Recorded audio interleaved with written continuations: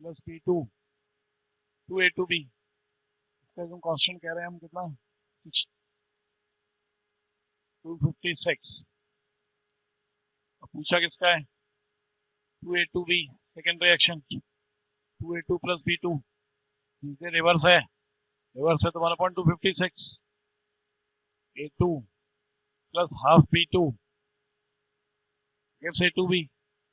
इसी से चेक करो सब, रिवर्स किया नहीं, रिवर्स तो किया ही नहीं इसको, सिर्फ क्या कर रहे हैं 2 से डिवाइड कर रहे हैं, तो 256 की पावर 1/2 तो कितना हो गया 16 A2B A2 plus half B2। अगर इसका निकाल चुके हो तो इसी से डायरेक्ट कह सकते हो कि इसका रिवर्स है 1/16। इससे सोचोगे दो स्टेप सोचने पड़ेंगे, पहले रिवर्स किया तो 1 और साथ में रूट भी लेना पड़ेगा क्योंकि 2 से डिवाइड भी किया है। फर्स्ट हो गया आंसर 47, एंडोथर्मिक रिएक्शन है, करेक्ट पूछा है। पहला स्टेटमेंट है एल एन के equilibrium versus 1/t straight line with negative slope, तो लॉग के वर्सेस 1/t स्ट्रेट लाइन होता है, स्लोप अगर याद हो तो minus delta H not point 2.3 आ रहा है, तो डेल्टा एच नॉट पॉजिटिव दिया है मतलब स्लोप नेगेटिव, सही है पहला स्टेटमेंट। के equilibrium will be independent of temperature, पहला सही तो दूसरा तो गलत होना ही है। के equilibrium will increase with increase in temperature, सही है, एंडोथर्मिक रिएक्शन का इक्विलिब्रियम कांस्टेंट टेम्परेचर बढ़ाने पर बढ़ता है, एक्सोथर्मिक का कम होता है, सही है C statement. D, increase in temperature will shift the reaction in forward direction, temperature बढ़ाओगे तो रिएक्शन शिफ्ट होगी फॉरवर्ड, एक ही बात है, वो इक्विलिब्रियम कांस्टेंट बढ़ेगा तो रिएक्शन फॉरवर्ड शिफ्ट होगी। ऐसे हम कहते हैं endothermic reactions are favoured at high temperatures, A C D correct हो गए। 138, large positive value of delta Z naught correspond to which, delta Z naught minus 2.303 RT log के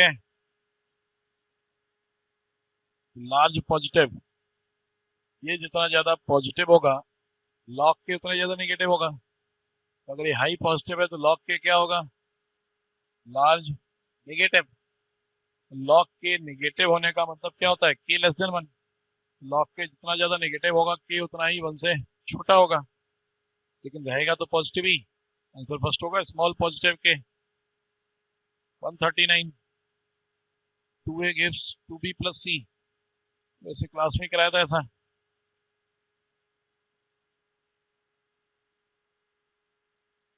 2A gives 2B plus C, क्या कहते हैं हम, Kp निकालना है alpha की फॉर्म में, मानेंगे 2 मोल्स 2 माइनस 2 अल्फा, 2 अल्फा और अल्फा, टोटल मोल्स कहोगे तो 2 प्लस अल्फा हुए into P, 2 alpha upon 2 plus alpha into P, alpha upon 2 plus alpha into P, हो गए तीनों के mole fraction, moles upon total moles into partial pressure, total pressure, mole fraction total pressure, तीनों के क्या हो गए पार्शियल प्रेशर। अब ऑप्शन देख के समझ में आ जाना चाहिए था कि अल्फा को क्या करना है नेग्लिजिबल, अल्फा को अगर नेग्लेक्ट कर देंगे तो ऊपर से बचेगा 2, नीचे से भी 2, 2 अल्फा P/2, अल्फा P/2 हो जाएगा Kp, alpha square P square into alpha P/2 upon में P स्क्वायर, कैंसल हो गया अल्फा क्यूब P/2, ये answer. 140,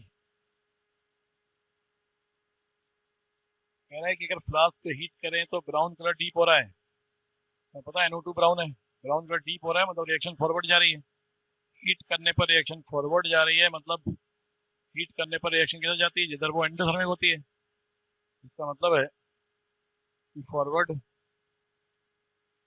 reaction is endothermic. N2O4 is in equilibrium with brown colored NO2. When the flask is heated, brown color deepens and cooling, brown color becomes lighter. Change in enthalpy क्या हो गया positive, Answer will be second. 141. Oxidation of SO2 by O2 to SO3. Yield of SO3 is increased.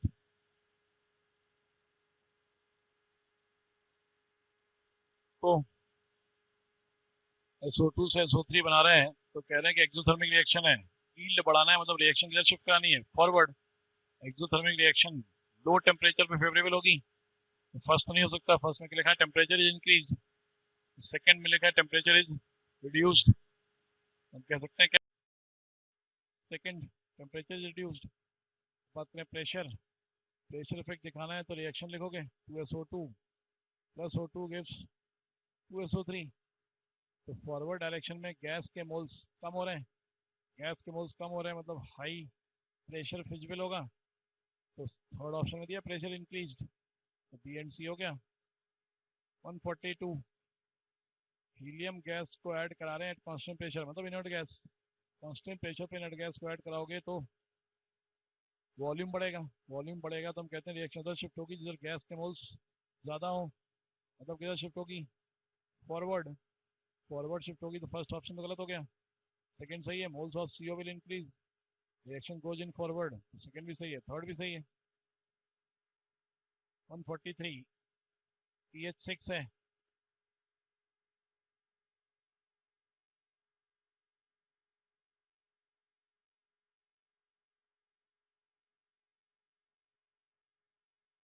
pH 6 तो H plus concentration into -6 100 times dilution करा रहे हैं, 10⁻⁸ हो गया। ये वैल्यू 10⁻⁵ से कम है, इसका मतलब वाटर का डिसोसिएशन कंसिडर करना पड़ेगा। देखिए 1.1 इंटू 10⁻⁷, क्या कहेंगे हम, जो भी pH होगा वो 7 से थोड़ा सा कम। एक ही ऑप्शन दिया फर्स्ट, सेट ऑफ एम्फोटेरिक, जिसमें भी रिप्लेसेबल H प्लस है और जो H प्लस एक्सेप्ट भी कर सकते हैं, दोनों होने चाहिए। फर्स्ट आंसर है 145। pH पूछा है मिक्सचर का, एसिड और बेस दोनों मिक्स किए हैं, वाटर भी मिक्स किया है, एसिड और बेस मिक्स किए हैं तो न्यूट्रलाइजेशन होगा। OH माइनस के क्या निकाल लो, मिलीमोल्स, तो मोलारिटी कितनी है 0.06, वॉल्यूम कितना है 200, तो कितना हो गया 12। H प्लस के मिलीमोल्स निकाल लो, 0.1 इंटू 140 हो गया 14। बचा कौन है H प्लस, H प्लस की कंसंट्रेशन निकालोगे तो 2, वॉल्यूम कहोगे तो 200 पहले से है, 140 सेकेंड, 160 थर्ड, 500 आएगा 4 इंटू 10⁻⁻3। pH निकालोगे तो -log4 माइनस log 10⁻⁻3 -0.6 प्लस 3 2.4, 2.4 होगा।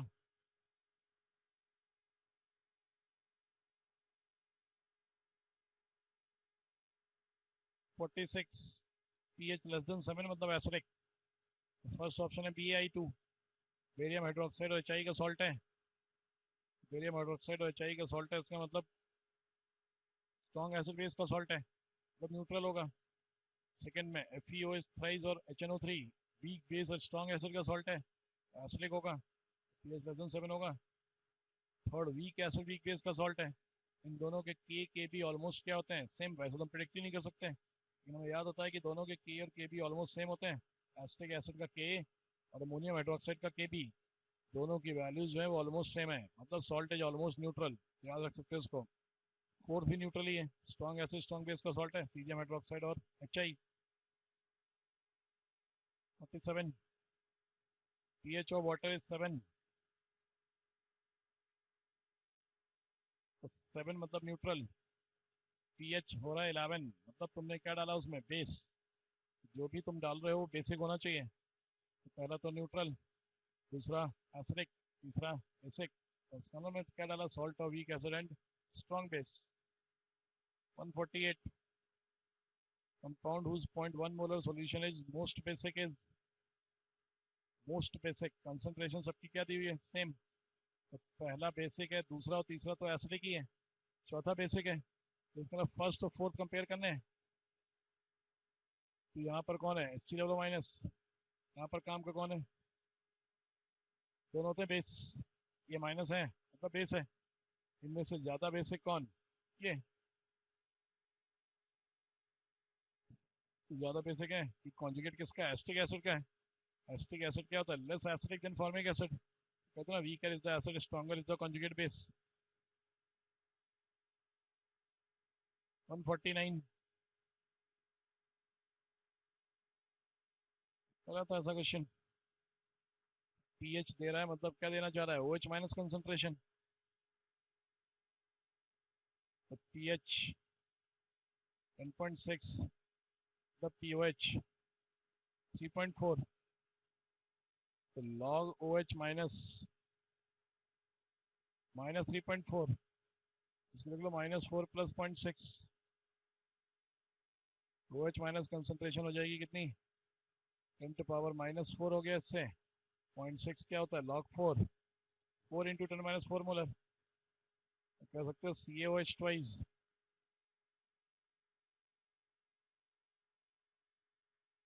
गैस और A2S, इसकी कंसंट्रेशन दी है, इसकी आ गई हाफ, एस पी आ जाएगा 2 into 10⁻⁻4 power 1, 4 into 10⁻⁻4 power 2। Answer हो जाएगा सेकंड।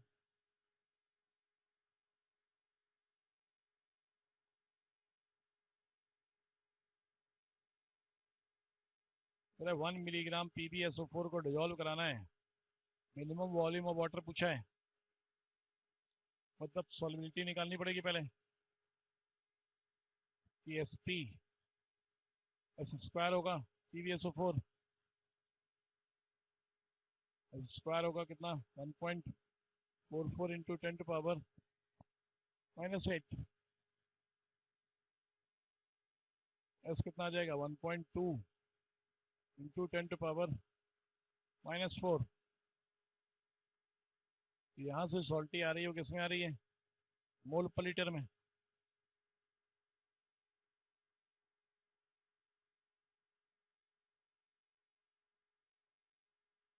एक तरह से मोलारिटी हो गई है इक्वल टू क्या? मोल्स 1 मिलीग्राम मतलब 1 इंटू 10⁻³ ग्राम अपॉन 303। PbSO4 का मोल मास दिया डायरेक्ट, ये हो गया moles upon volume in litre. तो वॉल्यूम इन लीटर निकालना है, इसको सॉल्व करना पड़ेगा। 1.2 इंटू 10⁻⁴ इंटू 303, ऑप्शन में लीटर में दिए हुए हैं, इंटू 1000 और कर दो, 10⁻⁴ अपॉन 1.2 इंटू 303, इसको सॉल्व कर लो तो आंसर आएगा थर्ड। 151 एलोट्रॉप्स के लिए पूछ रहा है क्या करेक्ट नहीं है? C60 molecule has shape like soccer ball and is called buck principle. Correct है। ग्रेफाइट में एरोमेटिक नेचर होता है, ये भी करेक्ट है। ग्रेफाइट में कार्बन sp2 होता है, ये भी करेक्ट है। तो फोर्थ गलत हो गया। कार्बन sp3 होता है तो सही है। पैरामैग्नेटिक होने का तो कोई मतलब ही नहीं, कोई अनपेड इलेक्ट्रॉन तो है नहीं वहां पर। 152 बोरॉन कह रहा है ए से रिएक्ट करके बना रहा है बी, और बी वाटर से रिएक्ट करके बना रहा है C+D। सी में कह रहा है लेयर स्ट्रक्चर है compound D, on reaction with diborane forms a compound which is called inorganic benzene. Diborane से कंपाउंड डी, डाइबोरेन से रिएक्ट करके बना रहा है B3N3H6। मतलब ये कौन है? अमोनिया है।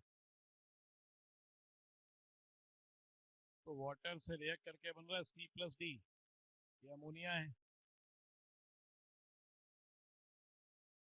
और यहाँ पर क्या?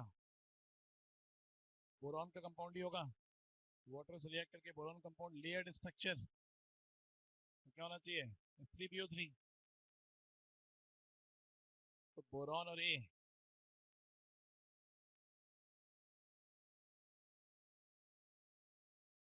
इसका मतलब यहाँ पर जो कंपाउंड है वो क्या है? बोरॉन नाइट्राइड है। तभी तो वाटर से रिएक्ट करके क्या बनेगा? F3PO3 और अमोनिया। मतलब बोरॉन किससे रिएक्ट कर रहा था? नाइट्रोजन से।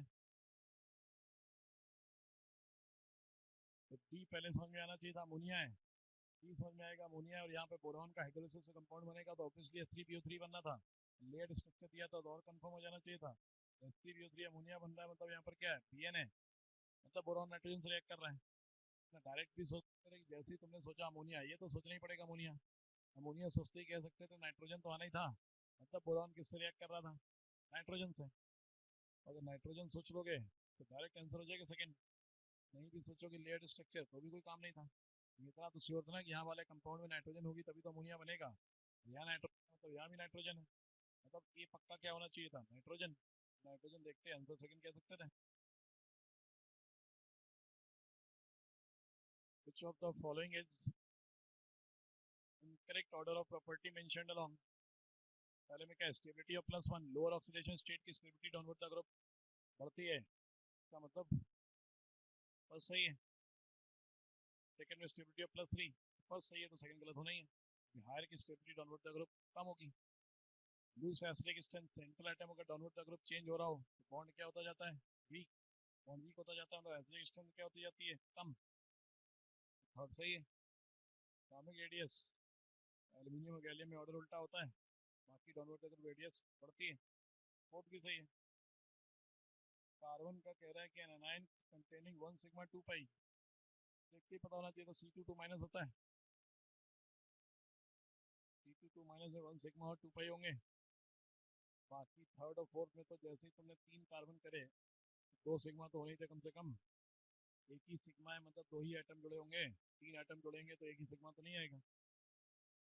155 ऑक्साइड है ग्रुप 14 का। 3 डायमेंशनल नेटवर्क, देखते हैं आंसर सेकंड कह सकते थे।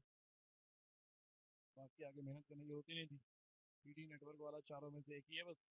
SNO PbO SNO2 PbO2 आयनिक होते हैं और बाकी मॉलिक्यूल थे। Consequence of inert pair effect, SnCl2 acts as reducing agent. Reducing agent का काम करने का मतलब लोअर से हायर में जा रहा है।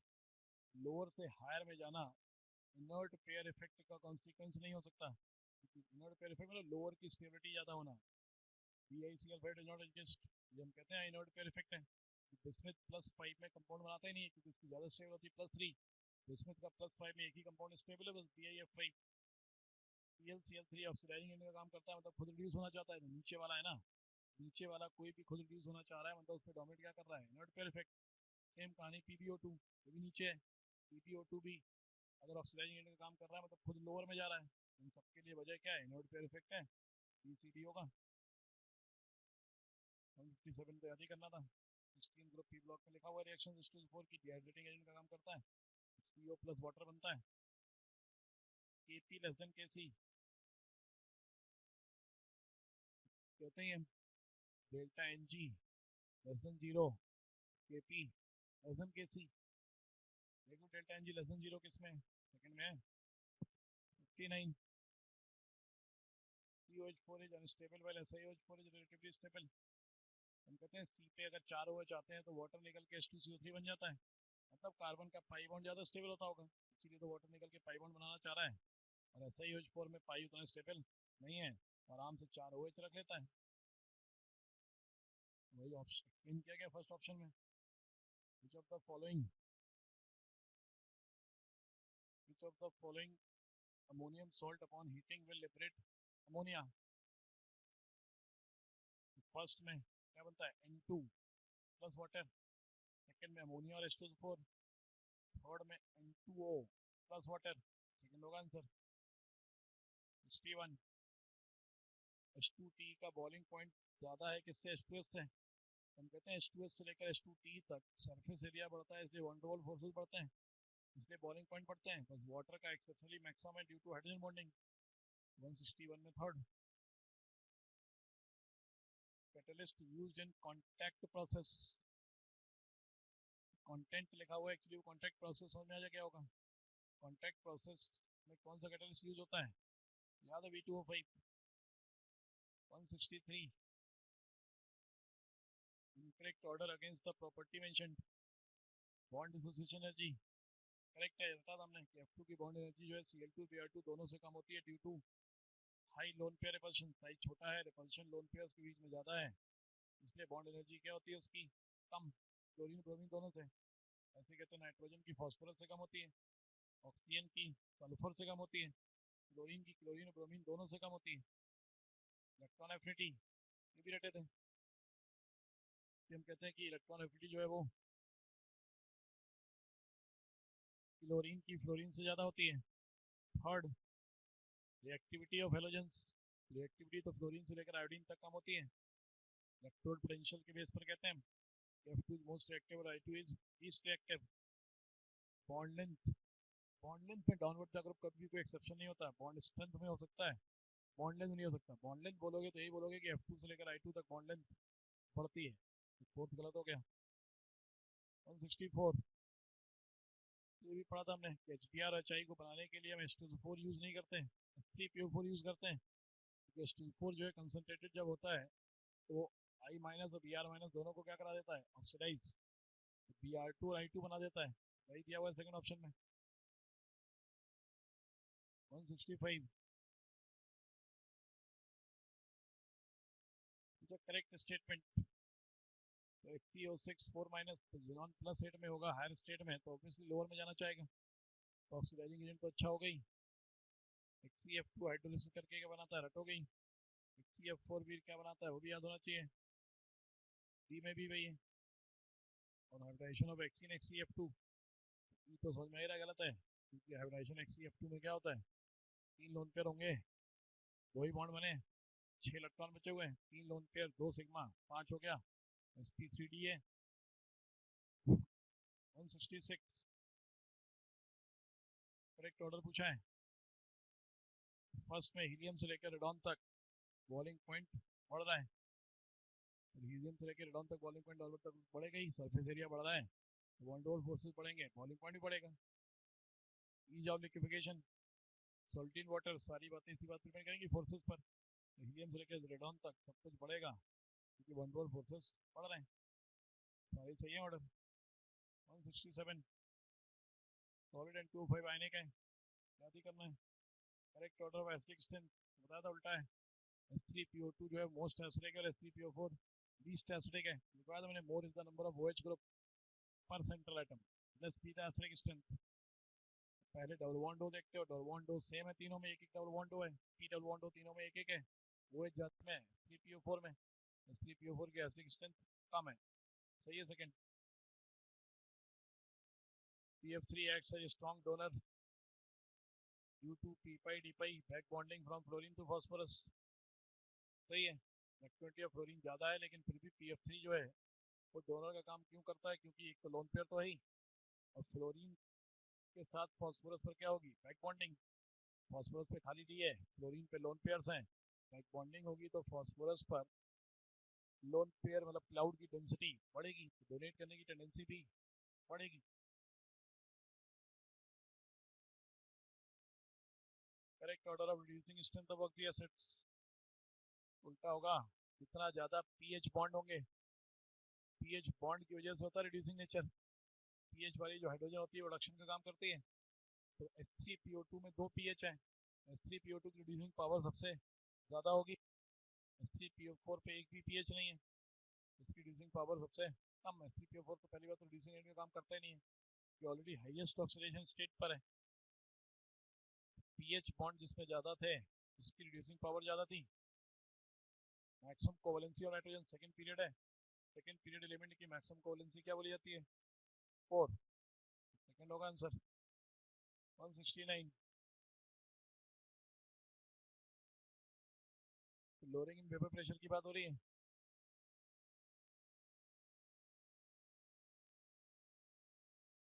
लोअरिंग वेपर प्रेशर का फार्मूला, सॉल्यूशन कंसंट्रेटेड है 80% वेपर प्रेशर कर रहे हो तो 20% लोअरिंग है। 20% लोअरिंग होने का मतलब कंसंट्रेटेड सॉल्यूशन है। हम कहते हैं ना P not minus P S upon P S equal to I N solute upon insolvent. अगर डाइल्यूट होता तो नीचे पी नॉट लिख सकते थे, कंसंट्रेटेड नीचे पी एस लिख लो। P not minus P S, P not कितना मान लें 100% बात हो रही है। पी एस कितना 80 अपॉन 80, आई कितना है 1 ऑक्टेन, C8 H18 96 प्लस 18 114। तो मोल्स कितने हो गए 57 अपॉन 114 0.5 हो गए अपॉन मोल्स ऑफ सॉल्वेंट, वही निकालना है। सॉल्यूट दिया हुआ है 40 और 50 ग्राम डिजॉल्व ऑक्टेन, ऑक्टेन को दिया हुआ है सॉल्वेंट, तो मोल्स ऑफ सॉल्यूट निकालना है। सॉल्वेंट कितना दिया हुआ है 57 अपॉन 114.5 हो गया 20/80 into 1/2 moles of solute. Moles of solute हो गए 1/8। पूछा क्या है मास, तो मोल्स इंटू मोलर मास 5 ग्राम दिया हुआ सेकंड, ये होगा आंसर 70। करेक्ट स्टेटमेंट पूछा है for all non ideal solution delta we mixing greater than 0, गलत है। पॉजिटिव डेविएशन होता है तो कहते हैं ना ग्रेटर 0, नेगेटिव डेविएशन होगा तो लेस देन 0, आइडियल होगा तो 0। सेकंड भी गलत है ऐसे ही। क्लोरोफॉर्म और एसीटोन क्या शो करता है negative deviation, negative deviation show कर रहा है मतलब क्या delta H mixing less than 0, less than 0 मतलब क्या एक्सोथर्मिक। फोर्थ तो थर्ड क्या है गलत है, तीनों ही गलत है तो फोर्थ ही होगा सही। लिक्विड इथेनॉल और वाटर आर मिक्स्ड, ये ना पॉजिटिव डेविएशन का एग्जांपल। पॉजिटिव डेविएशन शो कर रहा है मतलब डेल्टा एच मिक्सिंग पॉजिटिव मतलब endothermic. 71 component show positive deviation when, positive deviation कब होता है जब ऑब्जर्व्ड प्रेशर्स जो होते हैं वो आइडियल से क्या होते हैं ज्यादा। प्रेशर ज्यादा है मतलब फोर्सेस पहले से क्या हो गए वीक, तभी तो वेपराइज होने की टेंडेंसी बड़ी होगी, तभी हम कहेंगे वेपर प्रेशर ऑब्जर्व जो होगा वो आइडियल से ज्यादा होगा, फोर्सेस वीकर होने चाहिए। तो आंसर क्या सेकंड डेल्टा वी मिक्सिंग और delta S. Delta we mixing क्या होना चाहिए था ग्रेटर देन 0 पॉजिटिव डेविएशन के लिए। डेल्टा एस मिक्सिंग तो हमेशा ही ग्रेटर देन 0 होता है, चाहे पॉजिटिव डेविएशन हो चाहे negative. Delta S mixing always positive, delta G mixing always negative. चाहे कोई भी सॉल्यूशन बन रहा हो, चाहे पॉजिटिव डेविएशन चाहे नेगेटिव डेविएशन इवन चाहे आइडियल, तब भी। 172 एसोसिएशन के लिए फार्मूला डायरेक्ट याद किया होगा 3। 173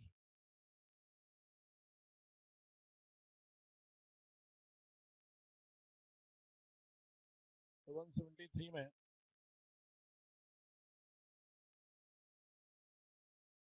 करेक्शन कराया गया होगा। pH जो होता है वो 4 इंटू 10⁵ लिखा होगा यहाँ पर क्वेश्चन में, चाहे 4 इंटू 10⁴ दिया हो तो इसमें करेक्शन लगाया गया कि 4 इंटू 10⁵ है। P इक्वल टू क्या लगाना है KHX, तो P पार्शियल प्रेशर दिया है 100 atm total pressure, mole fraction of O2 दिया हुआ है कितना 0.2, 100 इंटू 0.2, KH दिया है 4 इंटू 10⁵, मोल फ्रैक्शन मतलब मोल्स कितने डिजॉल्व हुए NO2 अपॉन 100 मोल किसके वाटर के। इसको सॉल्व करोगे तो NO2 आ जाएगा 5 into 10⁻³ first. 174 percentage degree of dissociation of an electrolyte in water if the observed molar mass of measuring elevation boiling point is this। तो आई का क्वेश्चन है वांट फैक्टर का,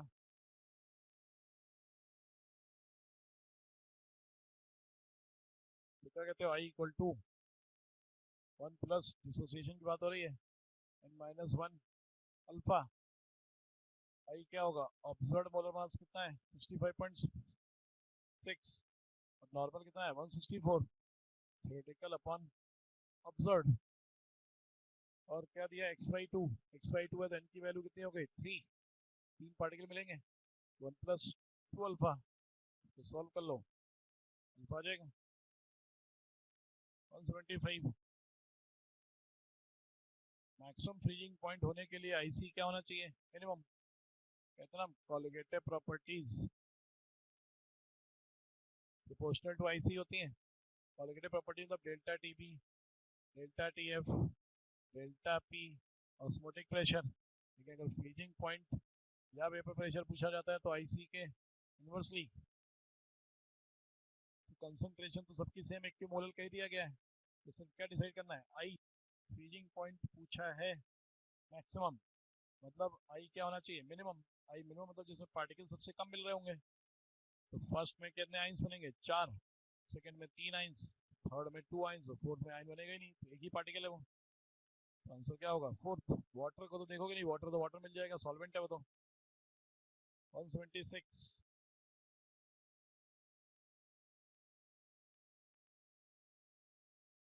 तो दिया हुआ डिप्रेशन फ्रीजिंग पॉइंट, फार्मूला पूछा है मतलब वही है, उल्टा क्वेश्चन है इस बार। आई निकालना है तुम्हें, लगा दो delta T F equal to i K F m, delta T F 3.72, i निकालना है, के एफ 1.86, मोलारिटी 1, आई आ गया 2, आई 2 है, इसका मतलब कितने आइंस बनने चाहिए, 2 आइंस। 2 आइंस एक ही ऑप्शन बन रहा है, थर्ड। थर्ड हो गया आंसर 177। फ्रीजिंग पॉइंट पूछा है तो फिर वही है, delta T F equal to i K F m, i equal to कितना, 1 plus m minus 1 alpha. M कह दो, एन कह दो, उसको फर्क तो पड़ता नहीं। मतलब कितने पार्टिकल्स बनेंगे, तो एच एक्स दिया है ना, मतलब 2 पार्टिकल्स, तो एम 2 है, तो 1 प्लस अल्फा, अल्फा दिया ना 0.25, तो 1.2 के एफ 1.86, मोलालिटी 0.2, तो डेल्टा टी एफ आएगा। तो टी एफ पूछोगे तो माइनस में दोगे आंसर, डिग्री सेल्सियस में जितना आएगा वो माइनस में बोल देना। 178 पे भी वही है, आई निकालना है, पॉइंट ऑफ फैक्टर। तो क्या osmotic pressure pi equal to I C R T, pi कितना है, पॉइंट।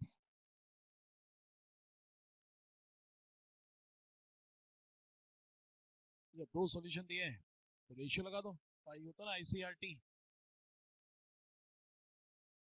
क्या कहोगे, पाई 1 अपॉन पाई 2, आई 1 सी 1 अपॉन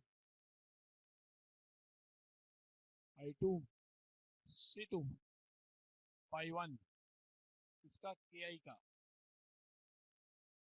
कितना दिया, 0.432, पाई 2 0.24,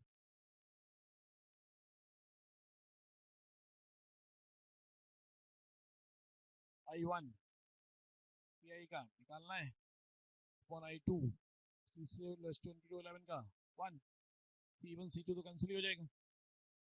तो डायरेक्ट आ रहा है, उसको सॉल्व करना है, सीधे क्वेश्चन है। हाईएस्ट ऑस्मोटिक प्रेशर, ये कहा था मैंने भी, osmotic pressure is proportional to what, IC. चारों ऑप्शन के लिए क्या चेक करना है तुम्हें, आईसी। फर्स्ट ऑप्शन में आई कितना होगा 4, सी कितना 0.011, कितना हो गया 0.044। सेकेंड ऑप्शन में आई 2 इंटू 0.03, कितना 0.06। थर्ड ऑप्शन में आई 3 0.012, 0.036। फोर्थ ऑप्शन में आई 2 0.03, 0.06। तो ऑस्मोटिक प्रेशर ज़्यादा वाला कौन है, 2 ऑप्शन आ गए, 2 ऑप्शन के लिए आईसी सेम आ गया और मैक्सिमम इसी का है, तो ऑस्मोटिक प्रेशर दोनों का मैक्सिमम तो नहीं कहोगे। तो इसलिए देखो ध्यान से, तो टेम्परेचर अलग दिए हैं, तो पाई को to I C R T है, तो जिसमें टी ज़्यादा होगा उसका ऑस्मोटिक प्रेशर ज़्यादा होगा। फोर्थ ऑप्शन में टी ज़्यादा है, तो अगर आई सी सेम है तो टी डिसाइड करेगा, टी पे जाएगा आंसर 180। आइसोटोनिक दिया है, आइसोटोनिक मतलब क्या, ऑस्मोटिक प्रेशर सेम, मतलब आई 1 सी 1 इक्वल टू आई 2 सी 2, तो आई 1 सी 1 इक्वल टू आई 2 सी 2 लगा दें। आई 1 NaCl निकालना है, C1 5.85 upon 58.5 moles, volume litre कितना 100 ml, मानोगे ना वेट बाई वॉल्यूम से 5.85 ग्राम NaCl